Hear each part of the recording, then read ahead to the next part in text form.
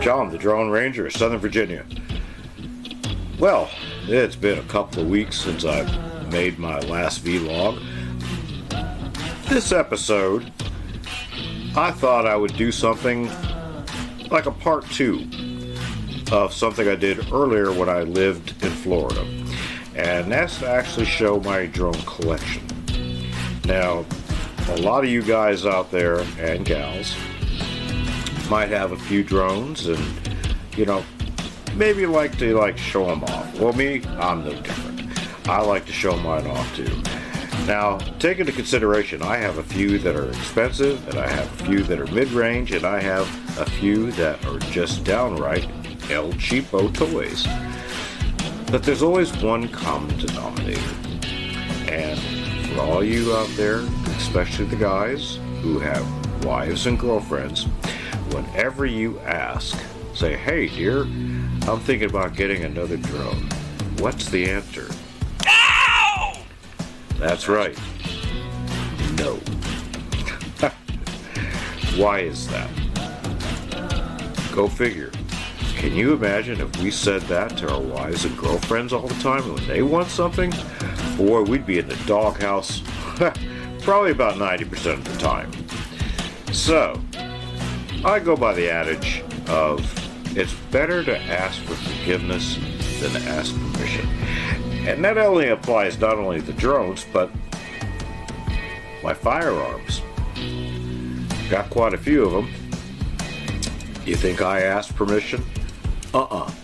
Because if I did, the answer would be no! That's right.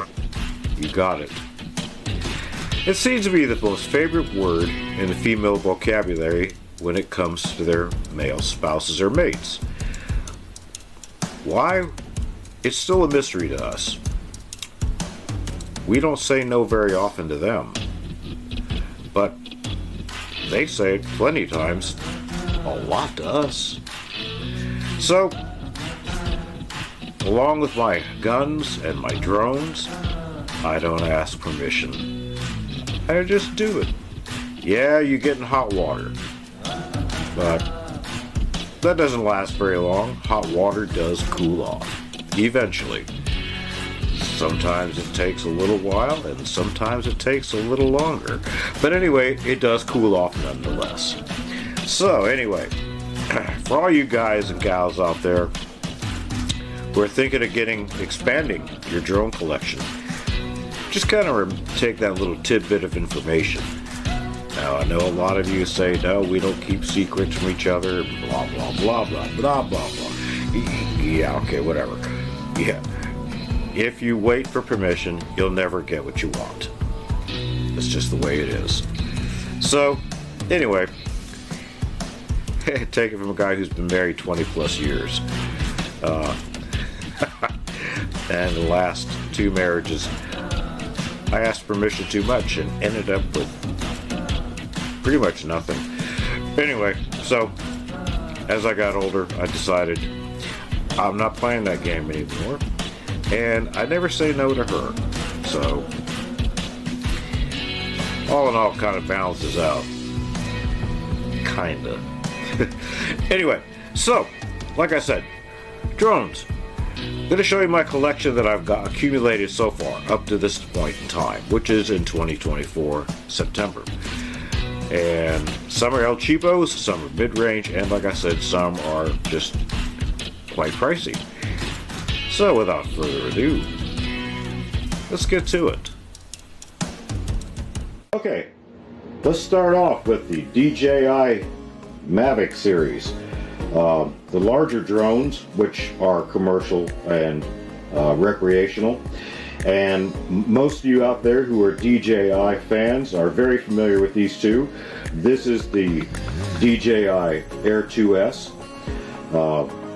Fantastic camera on it, 4K, 5.1 also. Great for large indoor and outdoor shots. Got about a 4-mile range. One of my main workhorses right here for most of the videos that you see on my YouTube channel.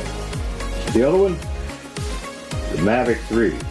Now this one's an exceptional drone, 4K and 5.4K. At least that's what the specs say. And I tell you what, fantastic pictures, very fast, long range. I've gotten this thing up to almost, I'd say, 5 miles on a really good day at one point. Scared the heck out of me, didn't think it would come back, but the battery life is about 45 minutes. Real time, probably about 40 minutes, but that was plenty of time to get it back. So, these two are my main ones before I show you all my other ones. Expensive, not cheap, not toys. So if you're actually interested in getting into the drone hobby or even into the drone business, I would suggest maybe trying out the other ones that you're going to see next. They're a little less expensive, but they still perform quite well. Well, at least the DJI ones do. Okay. Next category, the minis. Well, the front three are DJI. You got the Mini SE, the Mini 2, and then you have the Mini 3 Pro. Now in the back, you have the Beta FPV. Not a DJI drone, but it's one of my first FPV drones. Small, compact, lousy camera, but it's fast. Not very maneuverable. These three, however, well, DJI, that says it all, doesn't it? Very maneuverable, easy to control, excellent cameras. What else can I say? So, let's go to the next category and see what we got. Now, this one is just a SS-152 toy drone, looks like a jet plane. You've seen it on YouTube. The other three are very well known. That's a Rise Tello, which a lot of people use this as a beginner drone. And most of you out there are going to be familiar with these two here. That is a Hover Camera Passport, and that is the more updated version is the Hover Air X1. Now these are both 2.7K, almost 4K. This one's a 720. This one here has got a camera on it, but I'd say it's probably about a 480. Now this one's just for fun. This one is just for fun for beginners to get some video recording experience, and these two are autonomous and they follow you around. You don't need a controller, which is kind of cool. So, on to the next ones. And these are my mini drone collection. Now these are just for fun. This one's got a camera, that one's got a camera. Of course, they're really poor quality. The other ones have no cameras, but they're fun to do flips and stuff like that. So, they're toys, as some of us drone enthusiasts like to have anyway. Just toys, just to goof off with indoors when it's inclement weather. So, what'd you think? Some are pretty cool. Some are just little nonsense toys. Some are just, well, I wouldn't say any of them are really junk, because they do work, they do fly, and the ones that have cameras do actually take videos and photos, just not the best quality on the micro drones, the little tiny ones, the little ones I showed you. But the mid-size and my other DJI drones, very nice cameras, and they do a very good job.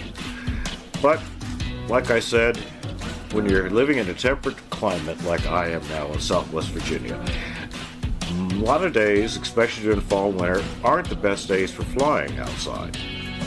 So, you get the small El Cheapos to fly around the house to annoy the pets and the wife, and if you crash them into the wall or in the refrigerator or the TV or something like that, so what? They don't damage the appliance. If the propellers break or something, you're spending probably less than $50 anyway for each one of them, except for maybe the jet drone. That was a little more expensive, a little more than I wanted to pay for. But anyway, so just a little tidbit of information on there. If you want to start with this stuff, like I said in one of my other segments, if you want to start small. start with the little cheap stuff. That way if you crash it, even though it's made for kids, even if you crash it, it's not going to cost you an arm and a leg out of pocket. And then just graduate yourself up to the ones that, like you saw, the mid-range ones. The Rice-Tello is actually a nice one to start out with if you don't want the little small ones. That's pretty easy to fly, and it's got a little pretty decent camera on it, and it's easy to control. So, yeah, take it from a drone pilot here. Oh, yeah. Take it from a drone pilot. Camera's reversed, and sometimes I get confused because I'm looking myself on the screen, and I think this side's this side. Still haven't got used to that completely. Anyway, so hope you enjoyed the videos and the music. And until next time, this is John, the Drone Ranger of Southern Virginia, signing off for now.